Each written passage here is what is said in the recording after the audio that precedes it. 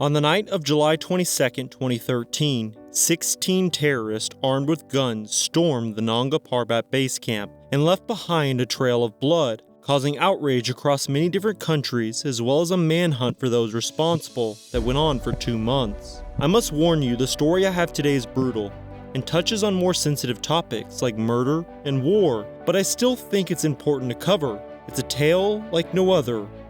This is the 2013 Nanga Parbat Massacre.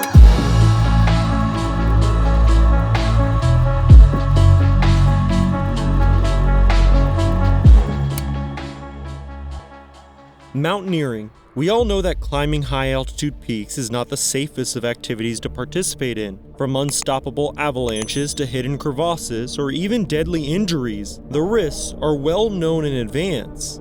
It's simply the nature of the sport, and there is a strong niche community that is extremely passionate about it. Nanga Parbat, otherwise known as the Killer Mountain, is the 9th tallest mountain on our planet. It is located in Gilgit-Baltistan, region of North Pakistan. During 2013, the US and factions of the Middle East, like the Taliban, were at war, and their goal was to purge the area of influences from extremist groups. Normally, when you learn about the war on terror, you might hear about the United States' botched pull from Afghanistan in 2021, or the conflicts in Iraq or Iran. But Pakistan was still very much affected. The country shares a border with Iran and Afghanistan, so there was plenty of terrorist influence in this country, and this information will be very relevant to our story today. Nanga Parbat's summit-to-death ratio is slightly above 20%, making it a peak that only experienced mountaineers can attempt. Its location is also very remote, so the only way to arrive at the mountain is a hike through parts of Pakistan with a guide. But that would not stop people from trying. During the 2013 mountaineering season, there were multiple expeditions stationed at base camp, as well as many other climbers positioned at the various campsites. Chen Honglu, a Chinese and American citizen, had just arrived at base camp and quickly settled in for the night as all the men there went to bed early in preparation for the next day. Right around 10 p.m., Chen was woken up by voices shouting outside of his tent. All of a sudden, his tent was opening up, and the first thing he saw was the barrel of a gun. Suddenly wide awake and panicked, Chen rushed the man opening his tent in a desperate attempt to flee past him. The man carrying the rifle was dressed in a Pakistani scout uniform and could be heard shouting Taliban, "Surrender." But it was too late. Chen was already on top of the man. In his own desperation to run, and before anyone could intervene, a gunshot was heard, and the sound of Chen's body dropping to the ground followed. The campsite was in utter chaos as the remaining mountaineers began to understand the gravity of the situation. 16 assailants had infiltrated base camp disguised as Pakistani scouts, but that was far from the truth. The men were part of the Tariq-i-Taliban group and had gained access to the mountain by kidnapping 2 Pakistani guides. They stormed camp, clearly looking for a specific individual, but were not organized as there was definitely some initial confusion. The assailants began clearing out the tents one by one, shouting "American money," followed by "surrender," as they waved their rifles around, intimidating everyone. Sher Khan, a Pakistani climber, was part of the initial group being taken from their tents. He was startled, especially after hearing gunshots, so he kept repeating that he was Pakistani in hopes that it would calm down the attackers. But they began tying the climbers up one by one, all attached to a single rope. Once all the tents were empty, Sher noticed that 2 Chinese men were not part of the group. Ironically, one of the Chinese men, Chen, was shot in the initial chaos, but he was the individual the Taliban was looking for. Except for one problem: they wanted him alive for ransom money. This caused even more confusion with the assailants as they no longer had the leverage they desired. It was a failed job from the start. It would only get worse. Zhang Jingchuan, another Chinese climber stationed at camp, managed to run away in the commotion as a bullet whizzed past his head. He was not chased and found cover about 30 meters away from camp in a trench, and from that location he observed everything that followed. There were over 10 people from various countries, all tied up together on a rope, when the leader of the assailants began shouting for phones. All of the devices were gathered and broken by either men stomping or rocks being thrown.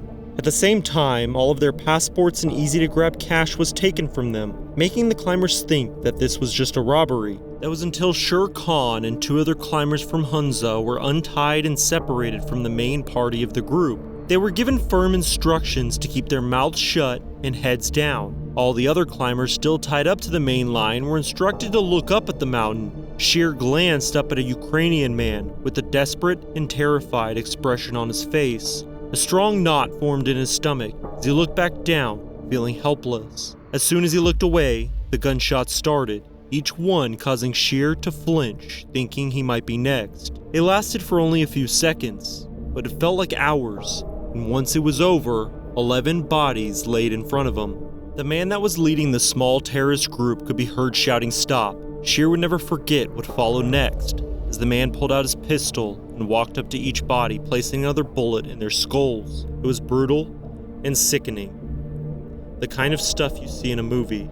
The perpetrators seemed to be satisfied with their work, as this was the first time Shear would get a good look at some of their faces. Most were just teenagers, with the only older-looking man being their leader. As they walked out of camp, the terrorists were heard shouting, "God is good," and this is revenge for Sheikh bin Laden. Shear and the two other climbers waited, unable to move as they gathered their thoughts. They did not feel safe at base camp anymore, but also could not climb up to Camp 1 because their gear was taken. The three climbers would end up climbing about 300 meters up the mountain to a small cave, where they huddled together for the night in an effort to stay warm. Throughout this process, they did find a radio and would attempt to reach out to the other camps to inform them what had happened, but it was in the middle of the night, and no one would answer till morning. Zhang watched everything that happened from afar and felt equally conflicted as Shear did. Once the group had left base camp, he waited for about 40 minutes before retrieving his satellite phone that was hidden and calling for help. But again, Nanga Parbat is an isolated peak, so it would take about 9 hours before helicopters arrived. In the meantime, Zhang had the same idea as Shear and his fellow climbers, as he found high ground to make camp for the night. It was hard to process what had just happened. Zhang and Shear both did not sleep much, and who could blame them? Once morning arrived, Shear informed his climbing partner Kareem, who was stationed at Camp 2. Word quickly got out about the events that occurred on base camp, as there were over 30 climbers positioned at the different camps higher up on the mountain. Once the news broke, all the climbers were told not to climb down to base camp until the army arrived, but most had friends or fellow climbers that were stationed there, so it was common to hear different expeditions call out on the radio in hopes that the individuals they knew were alright. But for the most part, these calls were answered with silence.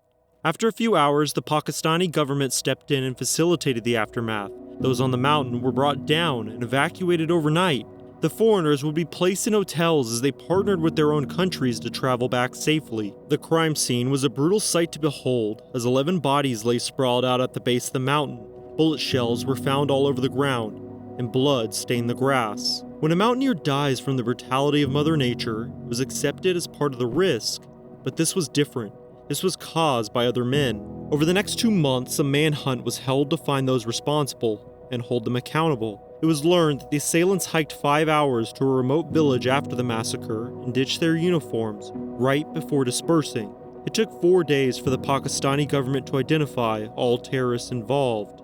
A week after the incident, 2 individuals that participated were arrested and found hiding in a safe house. This was a key break for the authorities as it led to further arrests. By mid-July, 4 individuals had been arrested, and by mid-August, all 16 individuals that were involved had been caught and arrested. There has been some controversy on if the individuals that were arrested actually committed the crime or were coerced into a confession, but I won't go into detail there. If you want to know more, I encourage you to do your own research.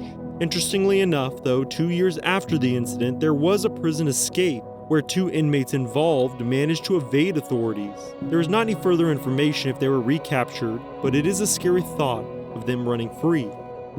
June 22, 2013 marked a terrible but historic day for all the wrong reasons in the mountaineering community. It's common that accidents or even deaths can occur on high-altitude peaks, but not in the way the Nanga Parbat Massacre played out. Officially, 11 people were murdered in cold blood. Their lives may be gone, but their story will forever remain a part of our history.